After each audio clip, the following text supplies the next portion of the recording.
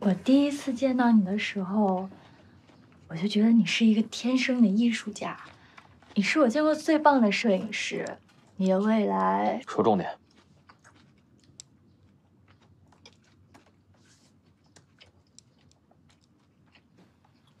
我是说，事情必须要解决。我认为最好的办法就是，你稍微委屈一下你，低一下头，你跟他们沟通一下，事情就会过去了。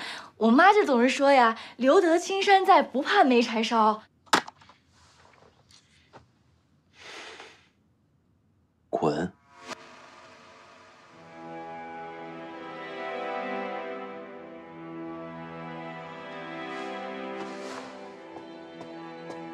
我都是为了你好呀。你看，现在工作室外每天被围得水泄不通的，我们没有办法正常工作，你连正常的生活都做不。滚！滚！我说你能不能现实一点？我叫你滚！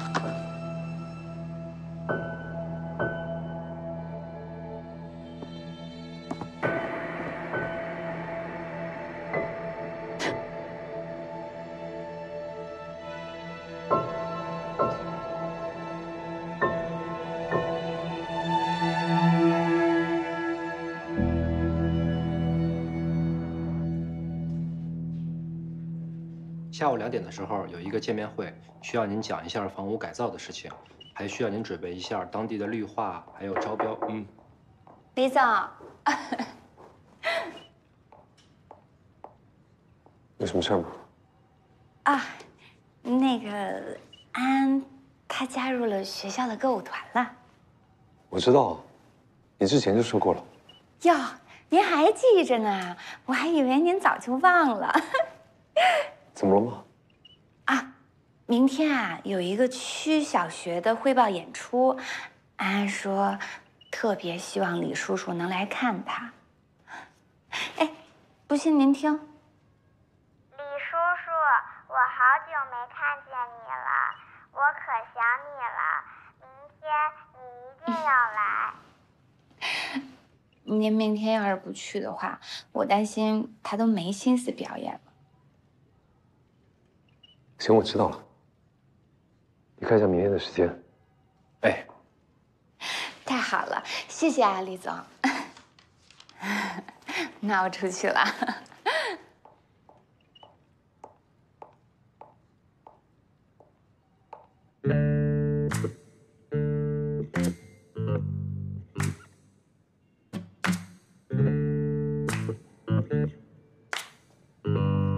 头儿。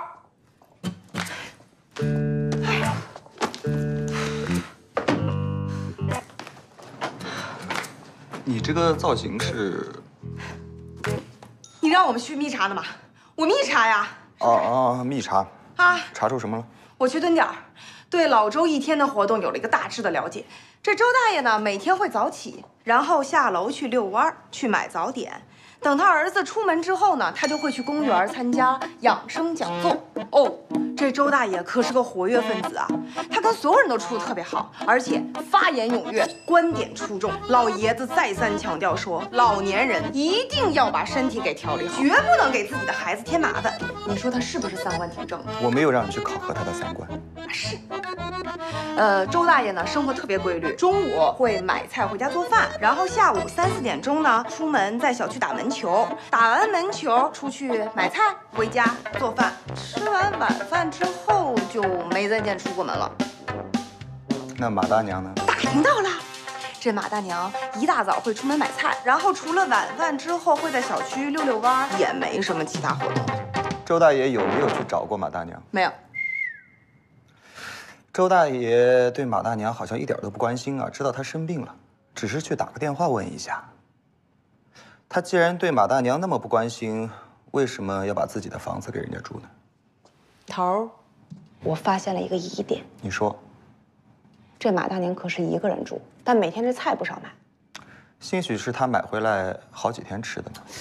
我说了是每天，你能不能认真点听啊？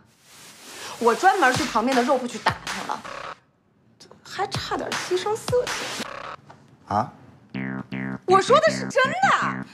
那肉铺老板色眯眯的看着我说：“这马大娘可真能吃哦，每隔个1、2天就什么大排呀、老母鸡呀、鲜鱼呀，轮着个的来。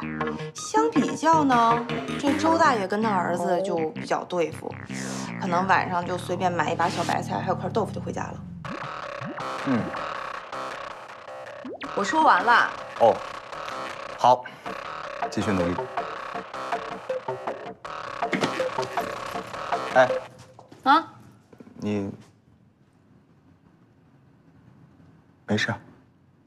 没事，我干活去了。嗯。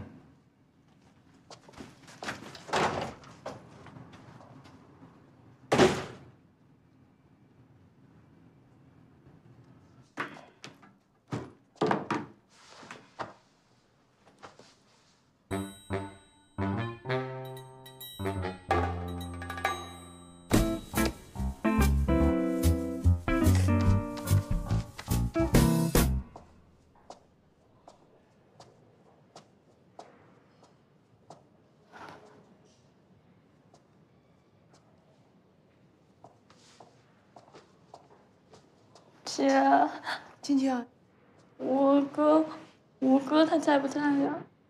晶晶，你是怎么了呀？这是？我没事儿。哎，哟，这怎么回事啊？怎么了？罗修。罗修。罗修怎么了？罗修他把我炒了。哥。去沙发上坐会儿。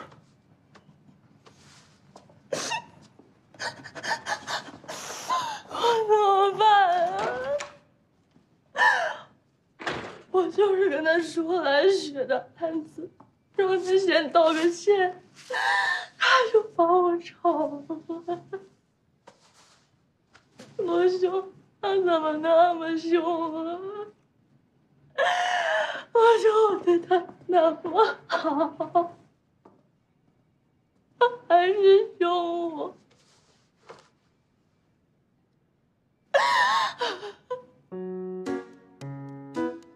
哥，我怎么办啊？我就跟他说，我说来雪的案子，你先低个头，有什么错吗？过了这一关不就好了吗？他好不容易走到今天，他不能一下子就这么消沉啊！他太坏了，哥哥！我说为什么凶我，他又吵我，他让我滚，哥！他让我滚！我做错了什么呀？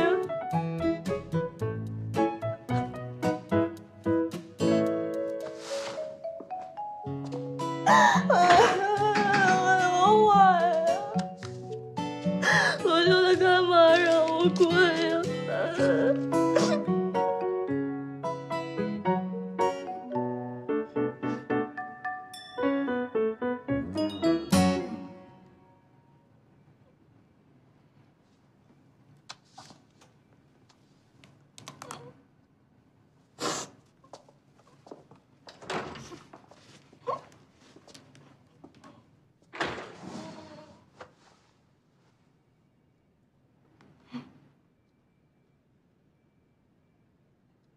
从小到大一直没变，一吃冰淇淋就开心了。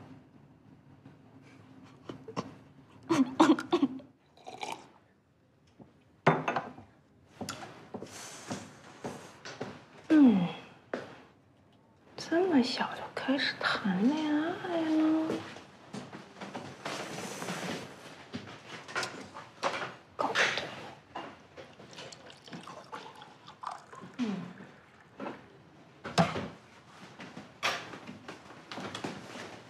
少女，何时如此怀春啊？关你什么事儿？你说说你，年纪轻轻的也没结婚，打扮的像个黑寡妇似的。哎，那么多天没见，干什么去了？李老师，总有人说你这个脸跟智商是不匹配，是真的。我这叫黑寡妇吗？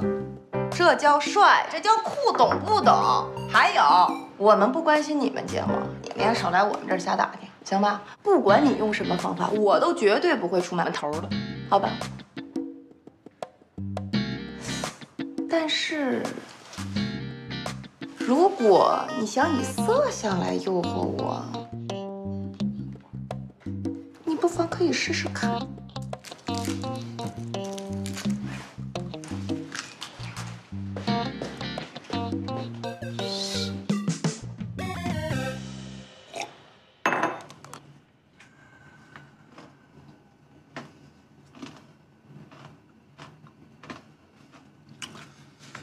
怎么样？好点没有啊？嗯。要不要我来帮你分析分析啊？如果我是你的话，我不会难过，反而我会很高兴。为什么呀？你有没有觉得，就作为旁观者来说，你有没有觉得罗修这个人很葛？嗯。那凭你老哥的经验来说呢，一般这样子的人，极度的敏感，极度的脆弱，他们非常缺乏安全感，同时他们的自尊心很强。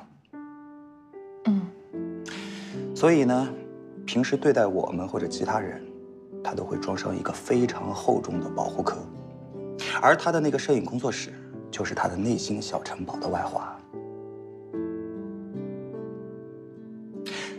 巧的是，他竟然让你进入他的小城堡里去工作。还有，他最心爱的东西是什么？是不是他那些设备和器材？他让谁看管呢？他竟然让你看管，就说明什么？在他的心目中，他已经把你看作自己人了。那这样一个脆弱又敏感、自尊心又强的人，他觉得他自己受到委屈了，他自己人。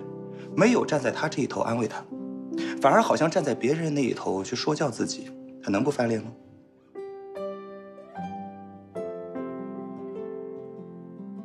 所以他生气是因为他觉得他看错了我。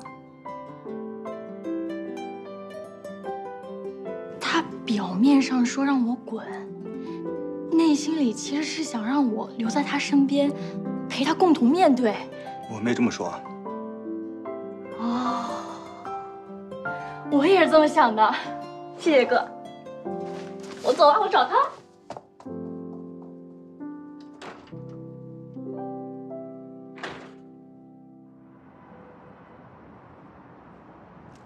关主任，我好像给律所惹麻烦了。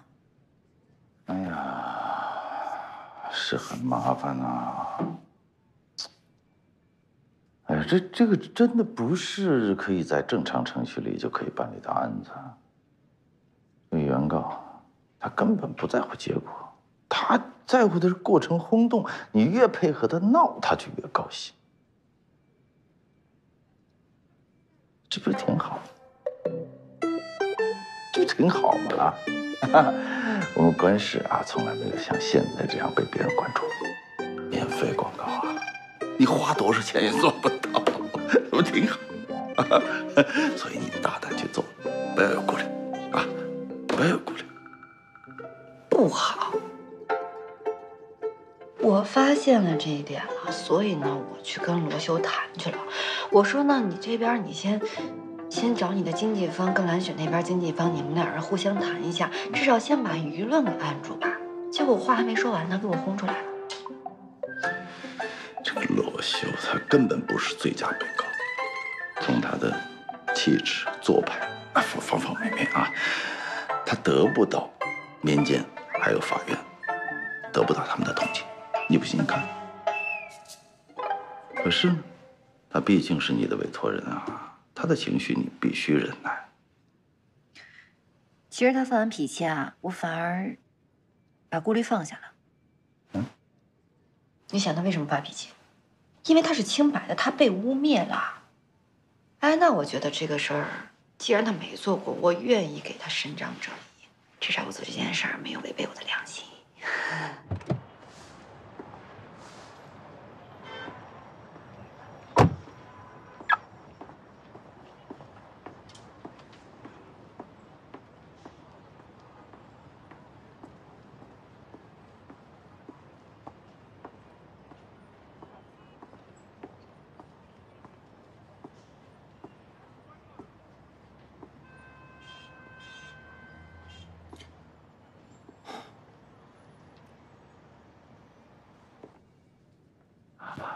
哎呀，我是放心了。我本来是最担心呀，你抗拒，因为你要抗拒，你就没办法把这个案子做好，你就没办法去为你的委托人争取利益。其实这种案子你也知道，我就算倾尽我的全力把官司打赢了，那罗修一定是惨败的那一方。那也未必，可能还有变数。你是不是可以考虑啊，适当的扩大一下取证范围？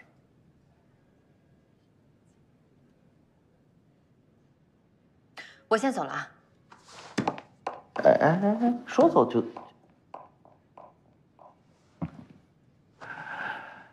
啊！别拍了，我叫你别拍了，听见没有？我告诉你们啊，今天这地儿是我照的，我后边全人，一会儿谁都别想走。廖望是我女朋友，别再骚扰了，都滚蛋！廖律师啊，你怎么在这儿？你跟踪我？我跟踪你干嘛？我有病啊！你干嘛呢？美甲。你美了啊！打扰了。哎，不，你过来，我有重要的事情跟你说，我专门来找你的。什么事儿啊你？坐下来，慢慢跟你说。是这样子的，你看我这个月牙饱不饱满？是不是？两个都很饱满，说明我身体好。我看看你月牙，我没有。那说明你身体不行啊。谁说我身体不行啊？是这样的，我看你那天好像气呼呼的走了。那个，我来跟你解释一下啊，你可能是误会了，我绝对没有质疑过你的工作能力。你那天就是质疑我，你在怀疑我做罗修的律师，我到底合格不合格？但我想告诉你，人方俺付的我律师费啊，只有他一个人能够质疑我。你怎么不相信我呢？我对着我的月牙发誓，我真的没有质疑过你。你这月牙值几个钱呀？真有意思啊！一会儿天黑了，你对月亮发誓呗。哦，我知道了，你肯定是因为你的女朋友在罗修工作室上班，你怕她受牵连，所以你来找我。那我觉得呀，你应该给她找一份新的工作，而不是在这儿耽误时间。哦，哎，你那天突然感觉有事儿一样，急急忙忙走了，就是因为你觉得苏晶晶是我女朋友？阳光先生，我要跟您声明3点。第一点，我那天走了是因为你质疑了我的工作。第二点，谁是你女朋友跟我半毛钱关系都没有。第3点，你能把我走了和谁是你女朋友这件事情联合到一起，你是极度的自恋。哎，干什么呀？你现在这样算是在生气吗？生气？哼，我生什么气啊？我倒是觉得呀，你这种人还有女朋友啊，让我感到诧异。你越是这么说，我越是觉得要跟定这个案子了。这样吧，我今天正好没事儿，我给你当1天的司机怎么样？什么意思啊？你是来监视我的工作的呀？怕呀？我吓死了。行，你自己说的啊，要给我当司机啊，我1分钱车费都不会给你的。哎，你别忘了，你那天的出租车费还是我帮你报的呢。说吧，下一站目的地是哪儿？但行好事，莫问前程。跟我走吧。马总，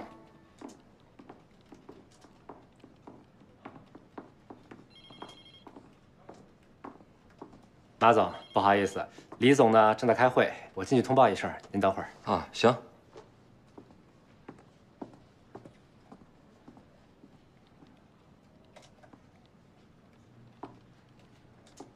关于这次前沟村这个村民安置问题啊，还是想讨论一下。李总，李总，那个马总到了。他怎么会突然来了？请他进来。哎，大家先散会吧。马总，哎，里边请，走。马总，哎呦，李总，见面了，见面了，见面了！您这是要给我个惊喜啊！哎呀，哪是呢？每次来市里啊，都想约李总聚聚，李总不给我面子。我们这些人也不懂预约什么的。今天来市里办事儿，我这一看这么大一栋大楼，这不智恒地产吗？那我得见见李总呀，不是？您这么说啊，我就惭愧了。之前呢，这段时间确实是忙。今天您亲自来我们智恒地产，是我的荣幸。来，请坐，请坐，请坐，请坐，请坐。来。你看李总这儿，哎呦，这视野多好啊！哎呦，真舒服啊这儿。这些都是虚的，我们卖房子的，自己的办公室还是得弄得体面一点。哎呀，李总您谦虚了。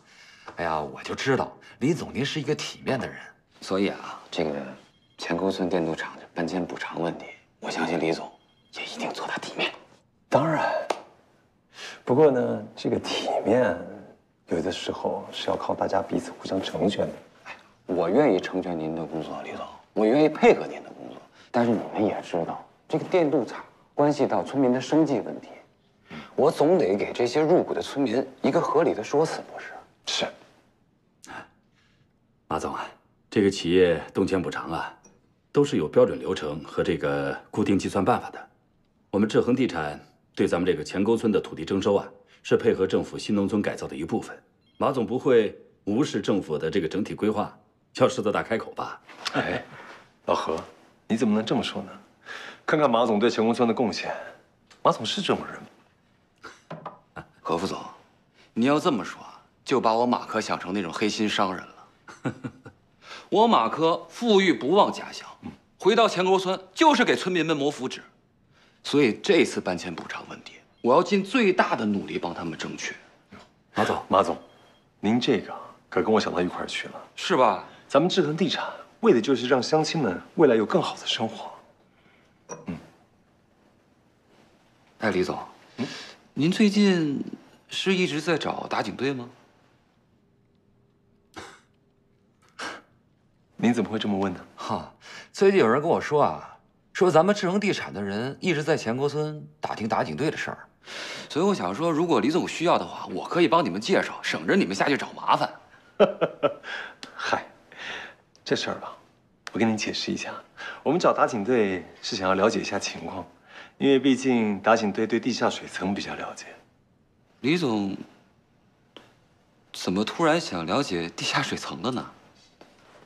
是这样，前沟村看起来生态不错，但是植物生长的都不好，那么我们就不能够不怀疑是地下水层遭到破坏。我们智恒做的是养老地产，关心的是未来居民的健康问题，所以土壤、水源是不是遭受破坏了，这是我们首先必须考虑的。没错，李总想得对。不过以后啊，前沟村的事儿您吩咐我去做就行了，不用你们这么麻烦。马总，您可太客气了。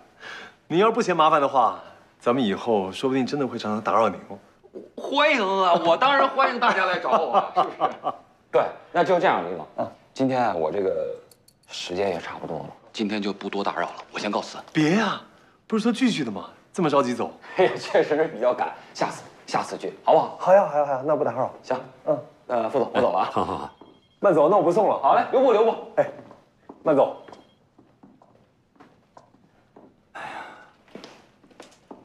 马总，慢走啊。李总，今天说破了，会不会打草惊蛇呀？咱们想要调查的事情就查不出来了。像马科这样的人，首先不希望我们查，其次也不会让我们查到什么。他今天来，无非就是希望我们知道，我们在前沟村的一举一动都在他的监视之下。所以我干脆打开天窗说亮话，看他什么反应。那他会做出何反应啊？他是环保明星，如果真有什么违规的事实，很多人都会打脸的。所以他现在应该是去寻求保护伞，辗转给我们施压。那可就麻烦了。一点不麻烦。如果真的是这样，就表示他心里有鬼，咱们就更加应该找出证据来。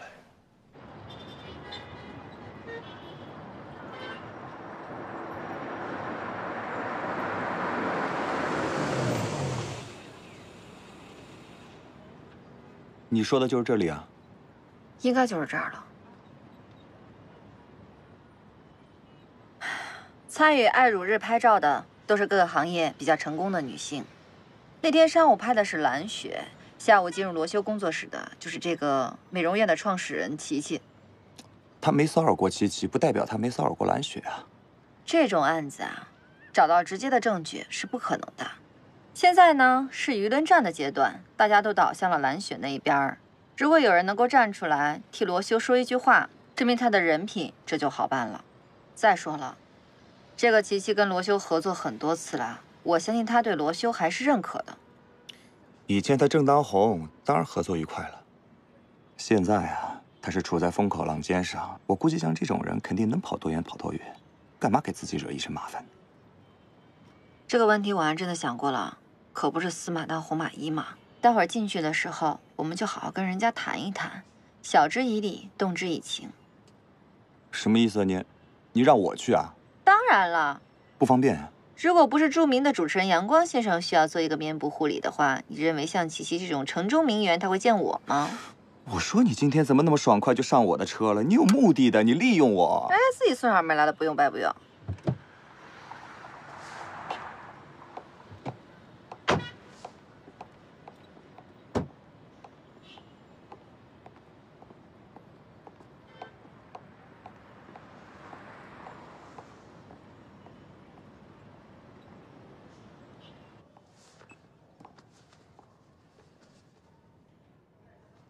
喂，光天化日之下，你打扮的跟个银行劫匪一样，你怕别人注意不到你？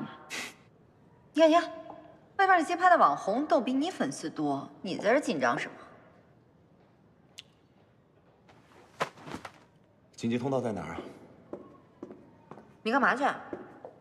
我走楼梯。不好好的电梯你不走，为什么要走楼梯啊？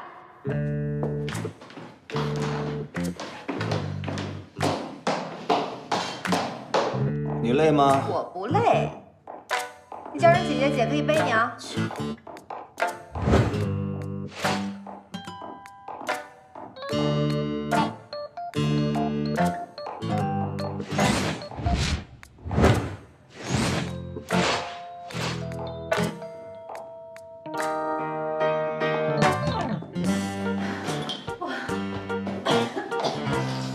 爬了多少层啊12楼了吧已经。我觉得我已经爬到20层了，我爬不动了。不行啊。这样吧，我陪陪你吧，好吧？你在这歇会儿。啊！哎，你看你，我跟你说，年纪轻轻的，你这一点体力都没有，你这……我的脚，走了。哎呀，我说你就不能把电梯清一下吗？非要我爬楼梯？李哥，如果让别人看见你出现在美容院，会说不清楚的。这干柴烈火的，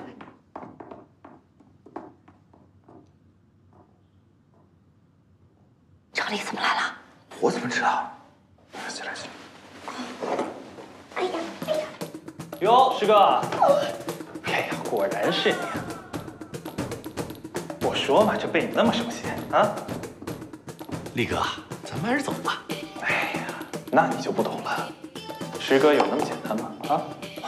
琪琪的美容院现在在找一个男士护肤的代言人，他是想捷足先登，抢走这个代言。要不说聪明还是你赵丽聪明是吧？生活不易，师哥该争取的还是得争取。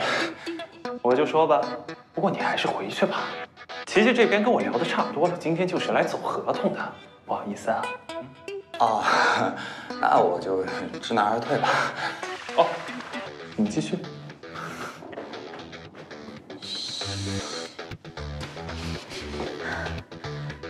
怎么办？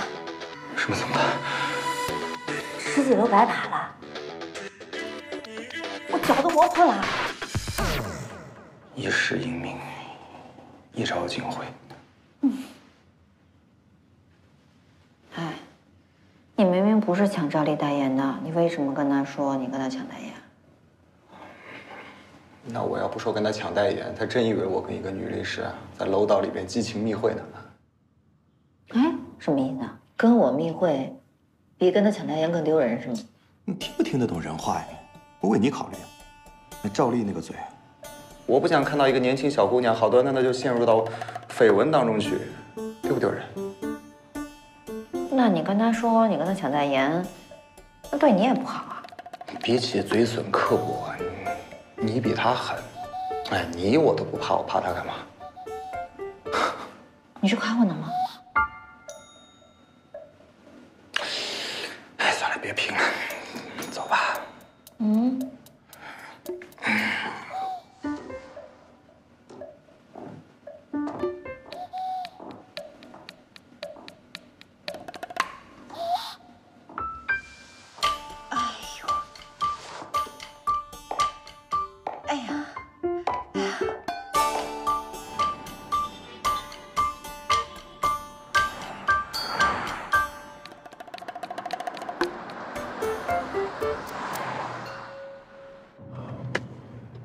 现在的小孩真不得了，什么都会。哼，李总，咱公司多忙啊，您还真看了1个小时的小学生跳舞，那多好啊，多减压啊！小孩多闹腾。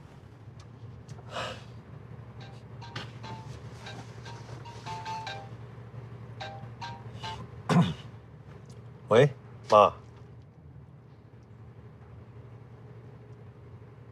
您别动啊，别动啊，您等我回来啊。快，不回公司了，回家去。李总，回哪个家啊？还有哪个家啊？啊，快，咱前面掉头上高速。好呀。涛儿，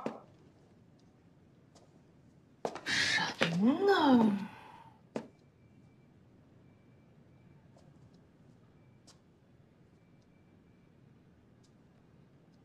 哎，头儿，你去哪儿了？今儿要找周大爷谈话的。哎，我跟你说，我现在正在处理非常重要的事情。不是，这案子可是你自己要接的，你不能撒手不管。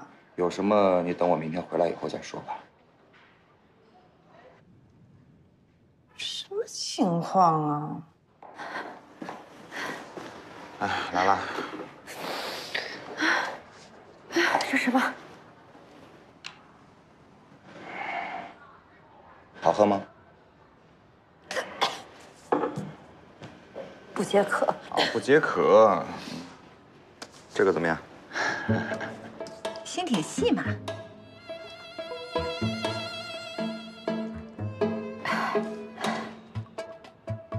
为什么笑？我没有啊。你有，你刚才笑了。我一直以为你就是个浑身火光带闪电的那种惊奇队长呢，没想到你也就是个普通小姑娘。我现在没有心情跟你斗嘴啊，你不要趁机来偷袭我。我偷袭你了？那个你是那个好好说话的阳光吧？我能跟你合张影吗？哎呀，就跟你说了不要乱出来嘛！我说你长得像那个主持人，就是脑袋不好的那个主持人，真的是你自己得了智障，你自己不知道呀？老出来干嘛？我远房的二舅，真不好意思啊！不好意思，不好意思啊，认错了。对，来，嘴巴闭上。哎，对了嘛，真的是。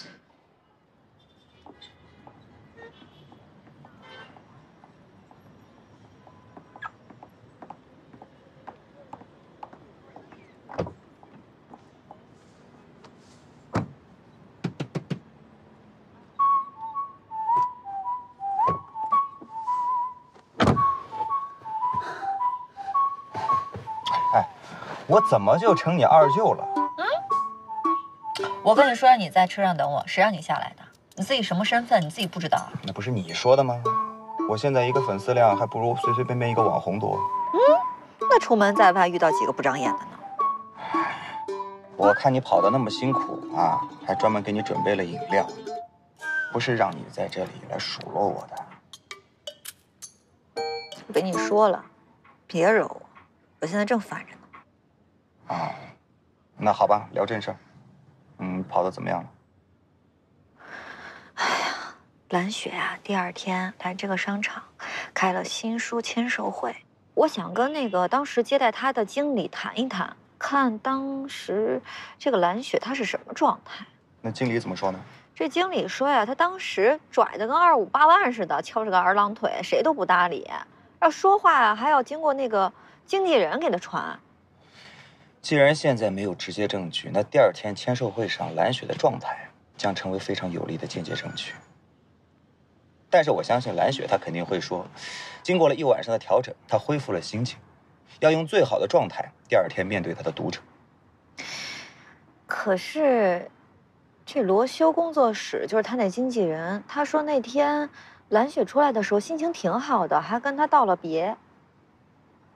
但是罗修的经纪人是罗修工作室的人，他说什么大家应该不会信吧？你是说那个叫阿威的送蓝雪出来是吗？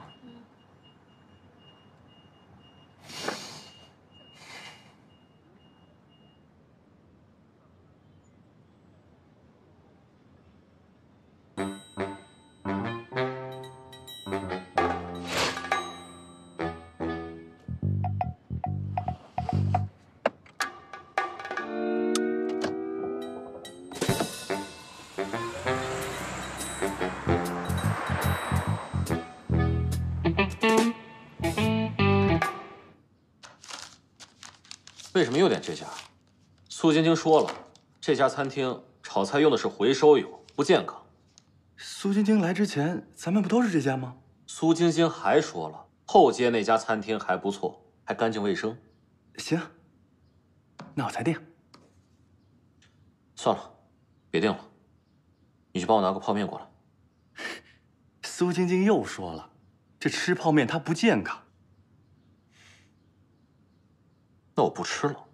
不吃。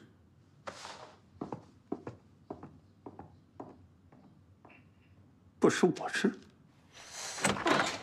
妈，妈，哎，妈，哎，我在这儿呢。啊，妈，哎，恒基，我在这儿呢。哎，妈，哎呦，妈，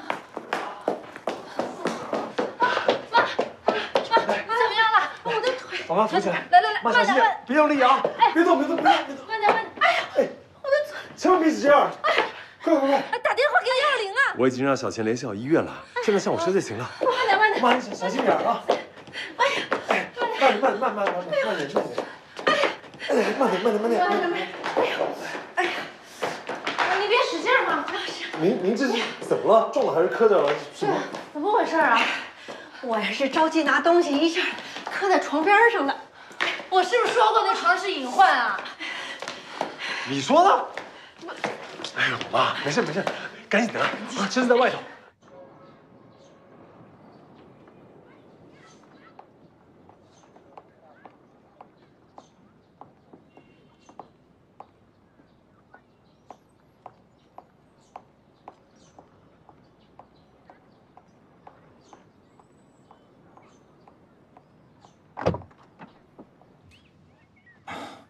怎么样？一般监控会保留3个月，但是他们这儿1个月以前系统维修，所以所有的图像都没有了。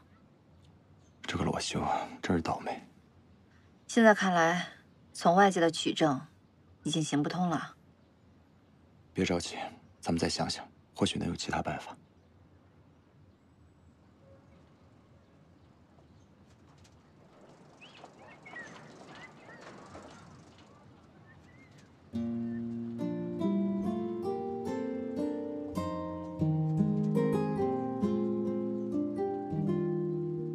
我先走了。啊？哎，我送你啊。不用了。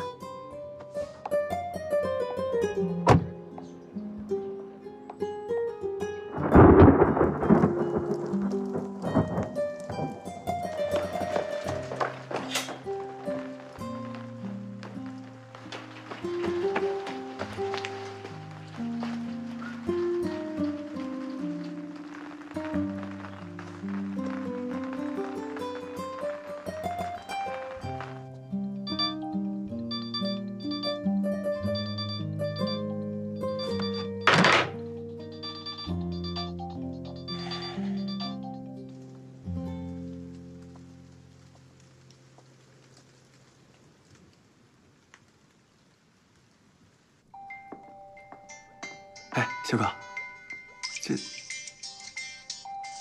那我接了啊。喂，我不是让你离我远点吗？滚！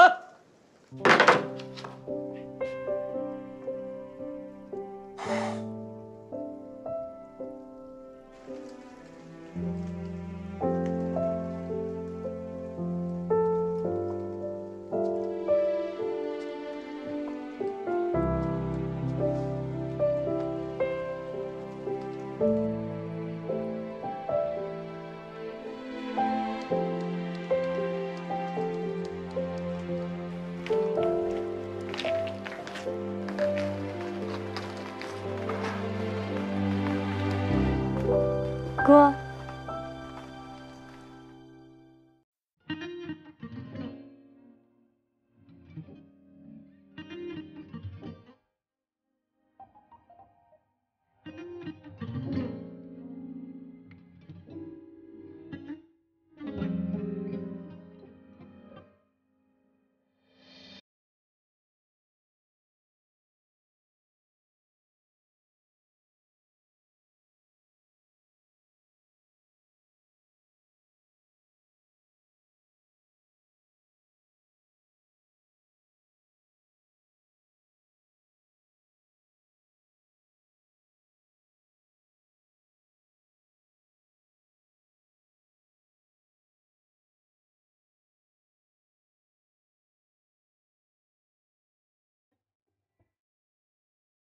陪我去手牵的彩